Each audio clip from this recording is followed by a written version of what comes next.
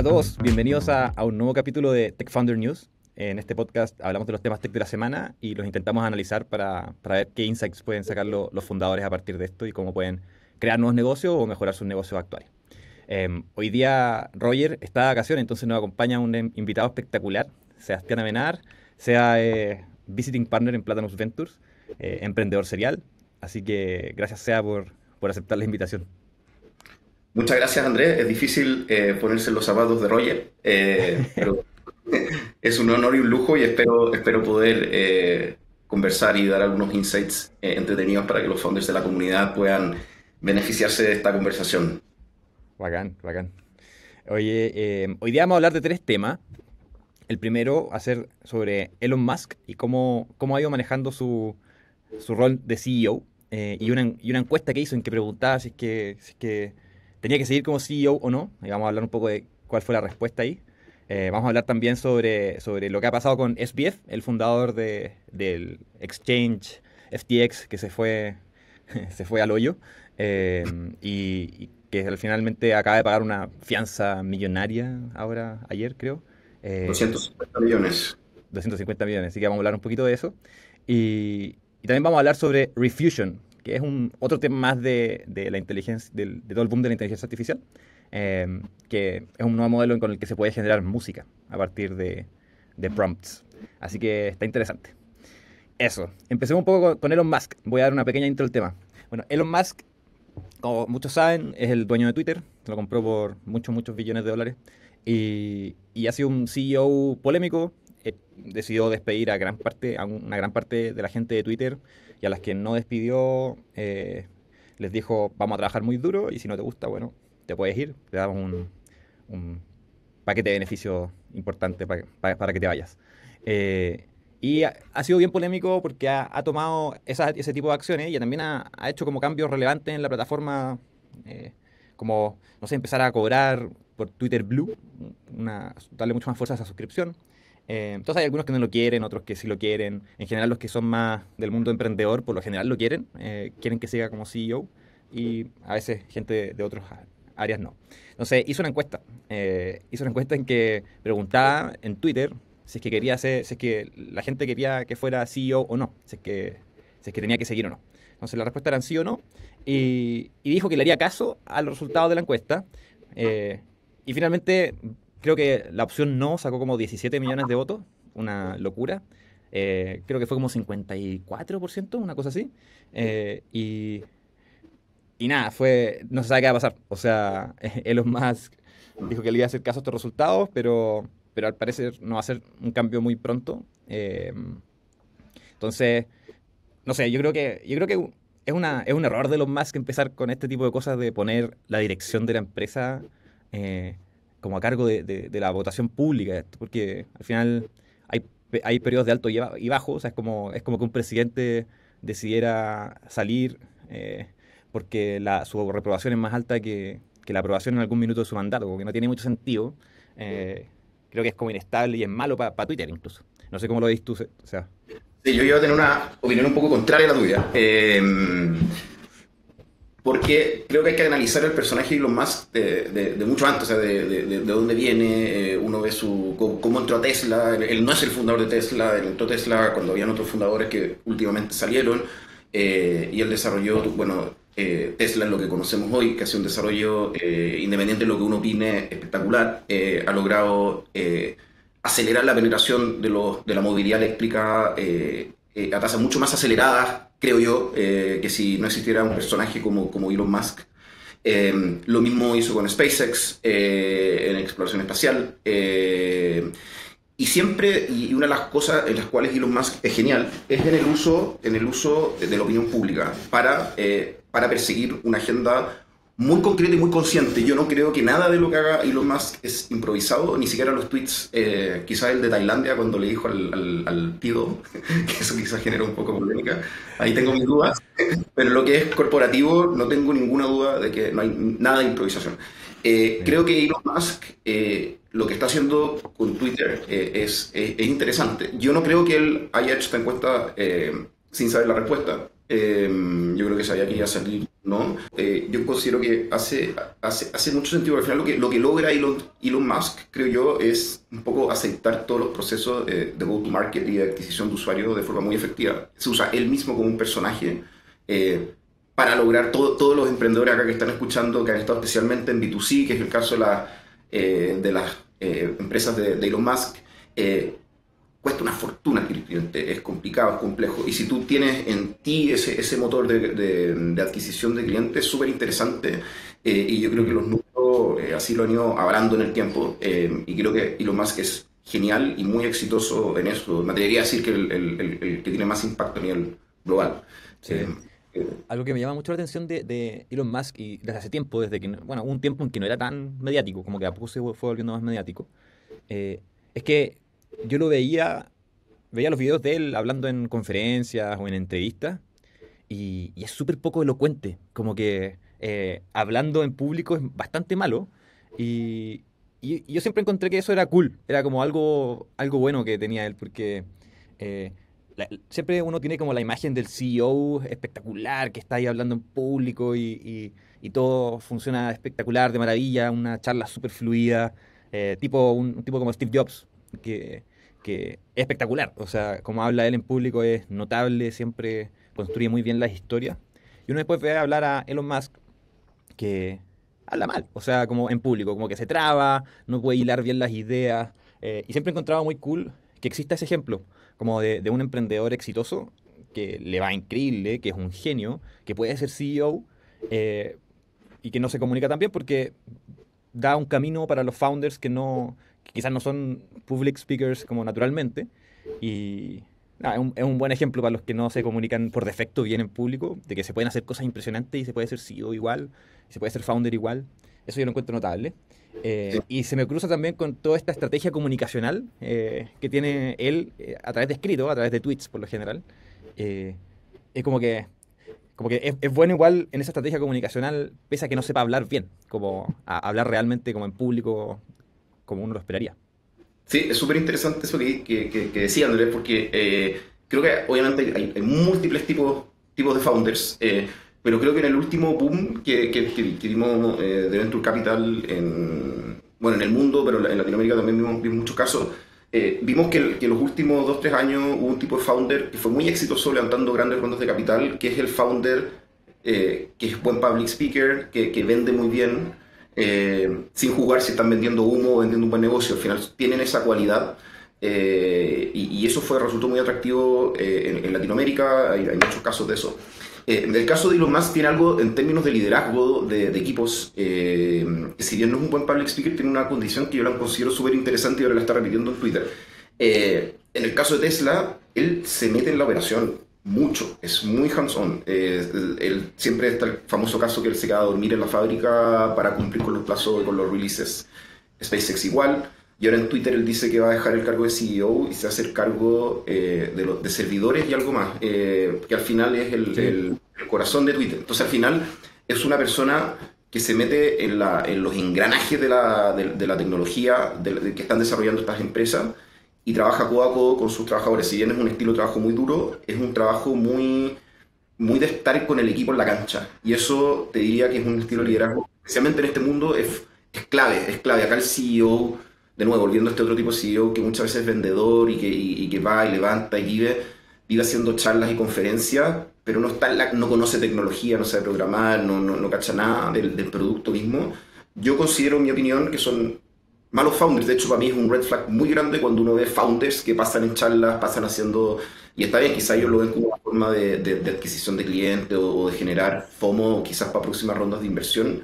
Yo creo que es mucho más interesante perfiles como el de Elon Musk, en el cual se meten realmente en la operación y van creciendo con el equipo. Si bien obviamente no es para todos, y creo que ese es el estilo que está tratando de poner en Twitter y muchos han salido corriendo, para los que sí se quedan, efectivamente es duro, pero estar trabajando con el founder, con alguien como Elon Musk, codo a codo, para un ingeniero de Twitter que está viendo seguridad en los servidores, debe ser fascinante también. Total. Además de este tipo, o sea, yo no me leo la biografía, no sé si tú te la leíste, pero lo que me han contado de la biografía es que ahí queda muy claro que el tipo es un genio de la ingeniería. O sea, le encanta Sí, la ingeniería y ese es su superpoder. de autodidacta. Sí, muy autodidacta, o sea, casi todo lo aprendió él por su cuenta. Y entonces debe ser impresionante verlo adaptarse a una nueva situación. Como me imagino a la gente de Twitter diciendo, oye, este tipo no sabe nada de redes sociales, ni probablemente no sabe mucho de software tampoco. Y que llegue y que pueda tomar la batuta, quizás cometiendo algunos errores, pero estando ahí, tomando las decisiones y estando con el equipo, quedándose hasta tarde, debe ser inspirador, yo creo. O sea, para los que les gusta ese estilo de trabajo, para los que hay como tipos de emprendedores. O sea, creo que en general a los buenos emprendedores les pasa que le emociona, como, y a los buenos, en general a los buenos empleados también, yo creo, como que les emociona cuando hay como harto trabajo por hacer, pero como que la vara es alta. O sea, hay mucho trabajo por hacer en poco tiempo. Y eso como que a los personajes que buscan Elon Musk, yo creo, es que los energiza. Como que no lo estresan mal, sino como que los energiza y es el tipo de personaje que creo que está buscando Elon Musk que se quede en Twitter también. 100% Elon Musk tiene una característica que a mí me ha tocado ver en California, donde hice uno de mi emprendimiento con un gringo que él había hecho un startup anteriormente, lo había vendido en 1.200 millones de dólares. Una persona que ya había obviamente hecho un patrimonio importante para él a nivel personal. Y el startup que hicimos era una plataforma de lujo para clientes de alto patrimonio. Y parte de eso, para resumirlo, para contar la historia entretenida, digitalizamos los closets de estos clientes. Lo que significaba que cuando estábamos probando el MVP, nosotros nos íbamos a meter a la casa de los clientes. Y yo iba con esta persona, que es una persona que tiene un patrimonio importante, respetado en Silicon Valley, y nos íbamos a meter por la puerta de servicio de las casas con overall azul. Fuimos una vez a arrendar un U-Haul y llegamos manejando el U-Haul a la casa por la entrada de servicio, una casa gigante. Nos metíamos con overol azul, íbamos a sacar la ropa. Y yo decía, esta persona, con billones y millones y millones de dólares haciendo esto, y claro, y eso hago la analogía, que un poco lo que hace Elon Musk también. O sea, una persona que, o sea, de hecho o era hasta hace un poco, pero siempre está entre el 1 o 2 la persona más rica del mundo. Y tú Sí. lo ves en la cancha, en la operación, trabajando probablemente más de ser el empleado de Twitter que trabaja más en cantidad de horas, aparte de que tiene Seguramente. súper importante en Tesla y en SpaceX. Entonces eso es No, fascinante. y en Neuralink también. El Neuralink también está ahí como a la cabeza. No creo que esté, yo creo que no le dedique prácticamente nada de tiempo, pero está ahí como Claro, principal, sale en las charlas, en los anuncios. claro, tiene un propósito muy importante que eso contagia y también como volviendo al tema del tiempo que comentáis, Andrés, que no puedo estar más de acuerdo. Y al final yo creo que es un tema más de en que uno gasta el tiempo que en la cantidad de tiempo que uno gasta. Porque cuando uno está entretenido, está motivado, tiene un desafío, tiene un propósito, puedes trabajar 15 horas al día, 16 horas al día por un periodo de tiempo acotado, obviamente como tratando de balancear algunas cosas personales que uno puede tener, pero al final cuando tenía ese propósito es increíble, es lo más entretenido que hay y creo que todos lo hemos vivido los que somos fundadores en distintas etapas del crecimiento de una empresa y es muy bacán eso. Y yo creo que efectivamente Twitter se había como en buen chileno quedado dormido en los laureles. Y creo que estos cambios son súper positivos. Creo que lo que está haciendo Twitter anteriormente no necesariamente era correcto. Como que le faltaba personalidad, tomar acciones, no tenía un camino claro. Y creo que ahora uno puede estar de acuerdo, no, pero de a poco se está definiendo una línea hacia dónde va esto. Y creo que es interesante, es súper interesante. Obviamente van a haber opiniones distintas, pero creo que nadie es indiferente. Y eso creo que es sano. De acuerdo. A mí me gusta mucho que Elon Musk esté ahí y vote que no saliera, o sea, que siguiera siendo CEO en el fondo, Oye, en la encuesta. Snoop Dogg preguntó si debía ser CEO también, ¿no? Algo hizo Snoop Dogg. Hay varios que están tirando como CEO, Mr. Beast, varios tipos, y Elon Musk ahí le responde y tira algunas bromas al respecto, pero ya en el corto plazo va a seguir estando Elon Musk. Otra cosa interesante que tiene Elon Musk, y lo último que hablamos de Elon Musk para pasar a otros temas, es él siempre propone que hay que pensar desde primeros principios, Bien. como partir desde los axiomas básicos de algún tema y construir desde ahí y no en base a lo que está construido en el pasado, que muchas veces te puede sesgar a soluciones que son subóptimas o más malas. Y el ejemplo típico sobre esto es cuando él vio que en, no sé, la bolsa los metales X, Y, Z eran baratos y esos metales eran los que se usaban principalmente para construir cohetes. Y él veía que los cohetes eran carísimos. Decían, no puede ser que sean tan caros, yo creo que pueden ser más baratos y pueden ser mejores. Y por eso, en el fondo, eh, nace, o sea, no sé si nace, pero toma SpaceX Y yo lo encuentro brutal, o sea, pero es muy difícil pensar así, porque uno está constantemente sesgado a, a pensar en el contexto en el que está. O sea, los cohetes obvios que son caros y van a la luna, ¿cómo van a ser baratos? Eh, pero eso es otra cosa interesante que tiene Elon Musk y al menos a mí me interesaría mucho entender cómo pensó Twitter desde estos como primeros principios, desde estos axiomas. Sí, yo creo que el pensar en primeros principios es fundamental, especialmente en industrias que tienen una tendencia a generar group thinking y caer en este famoso hype con distintas temáticas. Especialmente yo creo que eso lo estamos viendo mucho en Latinoamérica, eh, quizás por el tamaño del mercado o por lo naciente del mercado o lo poco experimentado de muchas personas que participan del ecosistema, pero creo que ahí es donde se generan las grandes ideas, poder pensarlo así y después en el tema de Refusion me encantaría volver a tomar el tema porque cuando uno piensa en la inteligencia artificial generativa en general, eh, y a mí me pasaba cuando con temáticas en comercio también anteriormente, incluso con mobile, aún en Latinoamérica, que las personas piensan, bueno, esto es lo que hago yo, ¿cómo lo adapto a mobile o cómo lo adapto a inteligencia artificial generativa? En vez de aplicar primeros principios, decir, bueno, hoja en blanco, ¿qué es lo que significa esto? O sea, cómo la problemática quizás yo estoy enfrentando, y eso, bueno, por eso llegar al primer principio, como llegar a las palancas en el fondo, que es lo que mueven distintos temas. Y dice, bueno, esa palanca, en vez de adaptar la tecnología anterior, con esta tecnología, si pudiera partir de cero, aunque tengas una empresa que ya venga con un montón de tracción, con un legacy relevante, es decir, bueno, parto de cero y ¿a qué llevo? Y ese ejercicio, Sí. independiente después, esa implementación sí deba, por temas de eficiencia, tomar en cuenta tu legacy, es interesante tener esa manera y esa disciplina en el pensamiento, creo que es muy importante. Sí, de hecho ahí está bueno para pasar al siguiente tema, justamente lo que estabas diciendo tú, Refusion. Refusion es un modelo de inteligencia artificial que es como se deriva de Stable Diffusion, que se usa para generar imágenes a partir de un prompt, pero esto genera música a partir de un prompt. Y entiendo que cómo funciona es que en vez de generar, o sea, no genera la música en sí, sino que genera un espectrograma, si no me equivoco, así se llama, Claro. eh, que es una representación visual de un pedazo de música. Quizás sea tú eres pianista, quizás lo entendís mejor. Eh, Algo entiendo de esto muy superficialmente, no por mi formación de pianista, sino que cuando estaba en la U tomé 2 ramos de música electroacústica con el profesor Ah, Cristian Morales Ocio, uno de los cracks de este rubro bastante de nicho en el campo oriente de la Católica y fueron unos cursos muy bacanes. Ahí nos tocó ver a entender cómo funcionaban los sintetizadores. En el fondo, nosotros mismos sintetizamos música, vimos, en el fondo, hicimos representaciones gráficas también de la música, que es el proceso totalmente al revés de cómo funciona Refusion, que eso lo encuentro interesante, porque Refusion al final tú partes de un prompt. No tengo claro si es como un paso a paso, en el cual primero el prompt se representa en una imagen y después esa imagen en un espectrograma y después ese espectrograma se traduce cuando se hace audio. Ahí tengo una duda, no sé si tú cachai bien cómo es el yo proceso. solamente probé la página, tienen una página para probar esta cuestión, y tú ponís como funky jazz, no tengo idea, y te sale una imagen, que yo entiendo que esa imagen es el espectrograma, y no sé qué pasa por debajo de eso, pero tú le puedes poner play y te suena lo que te generó, lo que sale en ese espectrograma.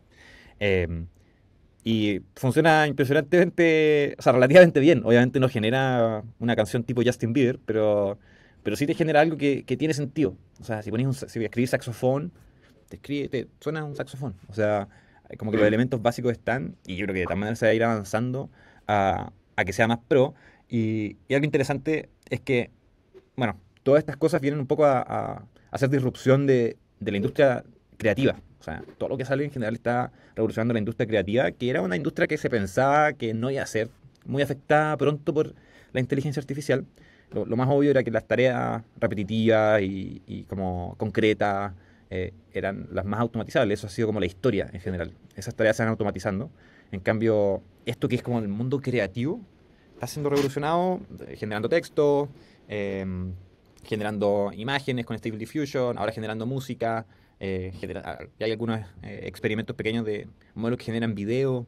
Creo que ahora OpenAI sacó un modelo que genera imágenes en 3D. Entonces, toda la industria creativa está siendo revolucionada y los que estén en la industria creativa yo creo que tienen que empezar a explorar esto y empezar a usarlo como herramienta ellos. Exacto. Si lo empiezan a usar como herramienta, ellos van a ser los superhumanos creativos que van a ganar versus los que no usan esta herramienta. Claro, y es súper interesante. Lo que sí, yo creo que también la inteligencia artificial se ha puesto saltos cuánticos, diría ni siquiera los últimos años, sino que el último año. Yo, cuando comenzamos mi último startup, Emma Cares, uno de los insights que nosotros teníamos era que el fondo de la tecnología tenía que estar al servicio de expertos o de expertas en belleza, en este caso. Y nosotros nunca vimos a los bots como un canal de distribución de ese know-how eficiente, empático y humano para poder interactuar con el cliente final.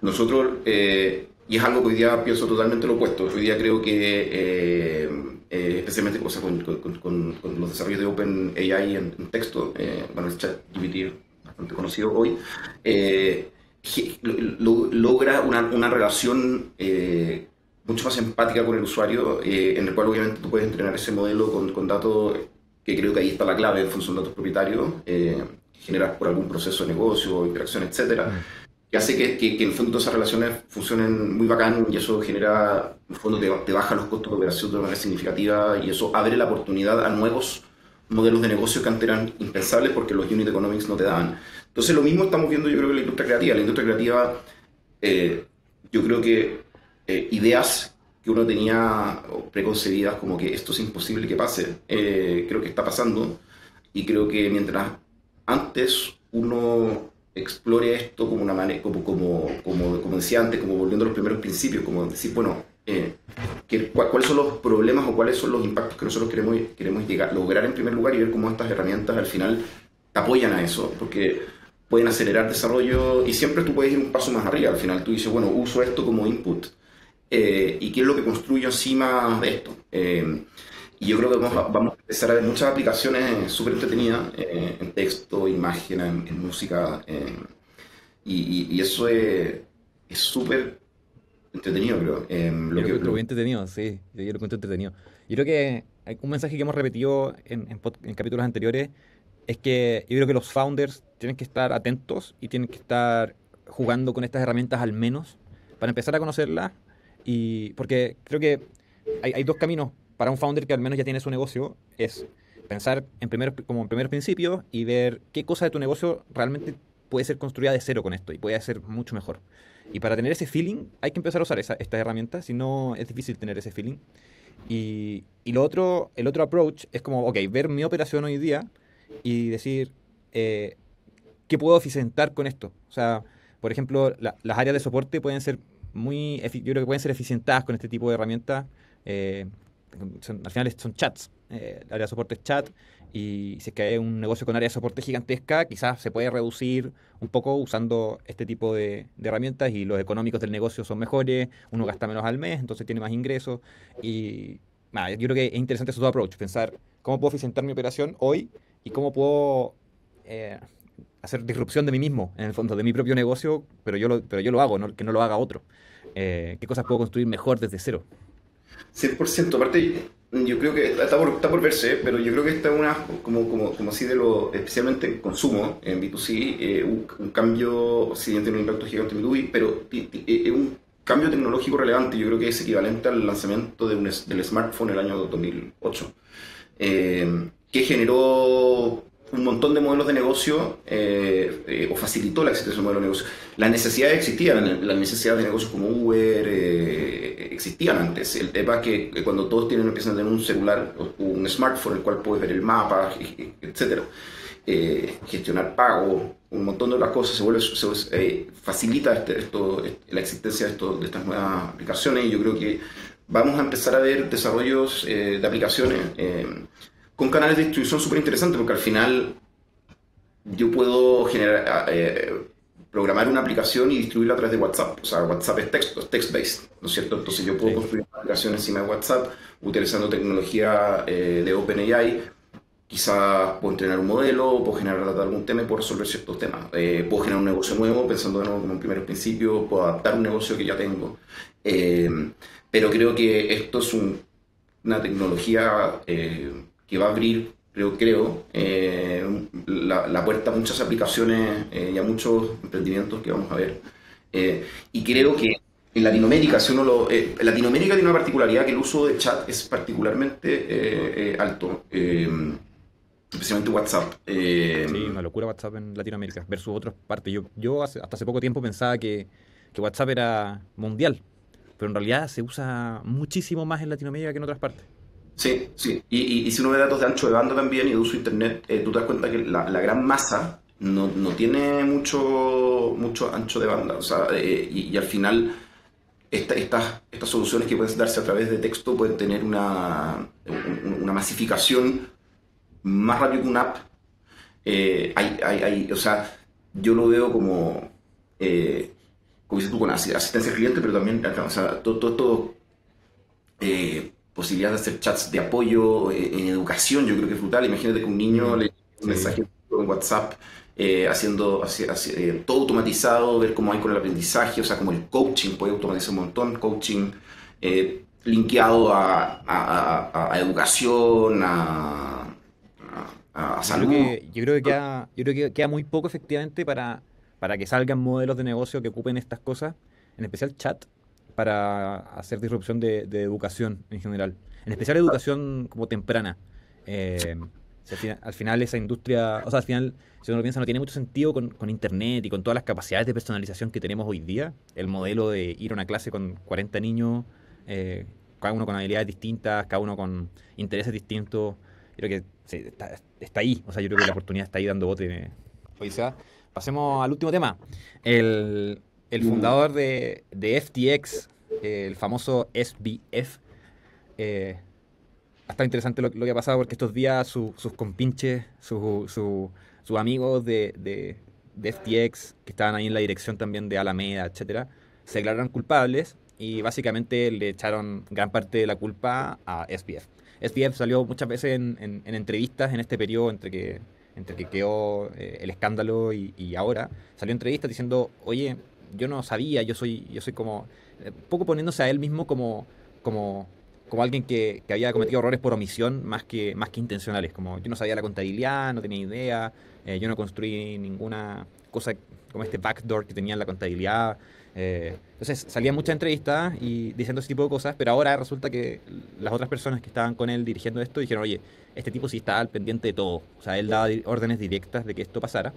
Em, una de las cosas que dijo fue que tenía, en una entrevista, que tenía $100.000 en su tarjeta de crédito, eso era lo único que le quedaba, y resulta que ayer pagó una fianza de $250 millones para no quedar encarcelado por mientras que dure el juicio. Eh, Creo que es la fianza más alta pagada alguna vez, si no me equivoco. Es una brutalidad de plata y uno se pregunta, ok, ¿de dónde salió esta plata? Y seguramente nos sorprendería que sea plata de los mismos clientes que estafó en el fondo. Entonces, no sé qué hace ahí el Estado, como acepta esa plata o después la devuelve, no sé. Pero, entonces está raro.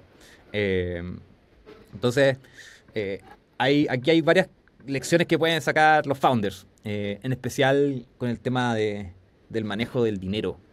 Eh, y, y lo primero ahí es entender que si es que un inversionista, bueno, en este caso este tipo lo están acusando por defraudar a los inversionistas, pero también se robó fondos de clientes, o sea, la gente depositaba plata en su exchange y él lo usaba para prestarlo, para invertirlo, etcétera, cuando eso no es legal hacerlo. Eh, y, pero si es que un inversionista te invierte, o sea, si recibes plata de inversionista, eh, hay que entender siempre que el dinero no es tuyo. O sea, el dinero es de la empresa y está pensado para hacer crecer y mejorar la empresa. Entonces, claramente SBF no entendía esa diferencia. No sé cómo lo viste tú, o sea. Sí, lo veo así. Yo creo que no tenía ningún compás moral. Creo que no tiene compás Probablemente moral. si sabía que no era su dinero, pero le da lo mismo. Exacto. Hay varios temas interesantes. Yo estaba leyendo en la mañana un hilo de Bill Ackman, famoso inversionista gringo. Y él hacía una analogía con Bernie Madoff y a mí me gustaría hacerla también con Elizabeth Holmes. Y él habla de un perfil como el de FBF, como el de Elizabeth Holmes, como de Bernie Madoff también.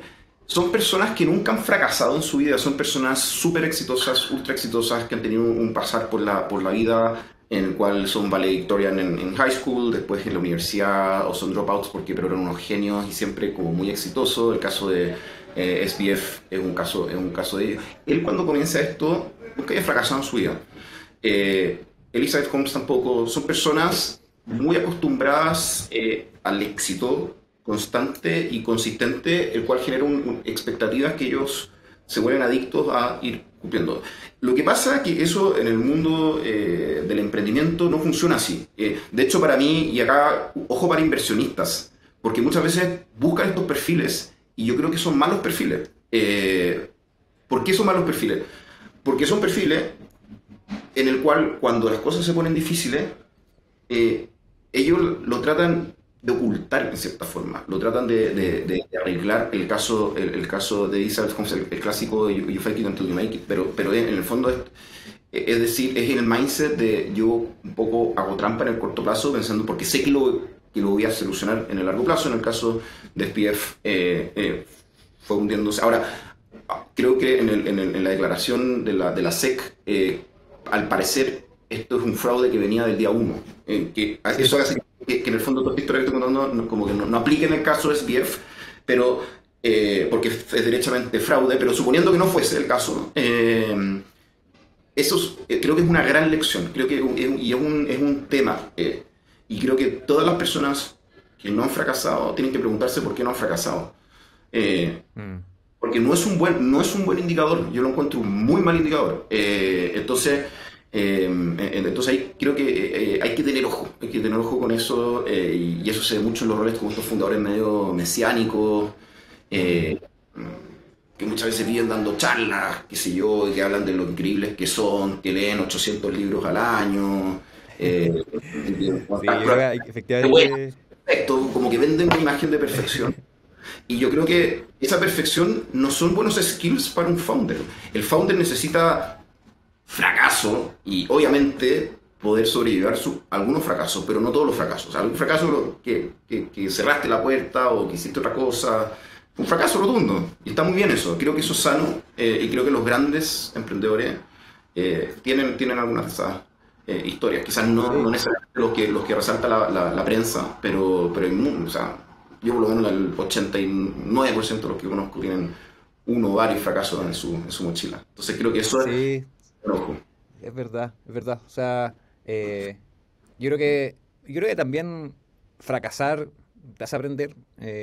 Probablemente alguien que ya haya fracasado viene con más lecciones en el cuerpo y, y alguien que ya fracasó y que no lo quiere admitir, también un poco habla de una personalidad como, no sé, un poco, eh, un poco extraña, porque, o sea, yo creo que es importante y es útil como ser abierto respecto a los fracasos también. O sea, si es que hay alguien que no tiene ningún fracaso y tú le preguntabas "Oye, ¿en qué te ha ido mal? ¿En qué has fracasado?"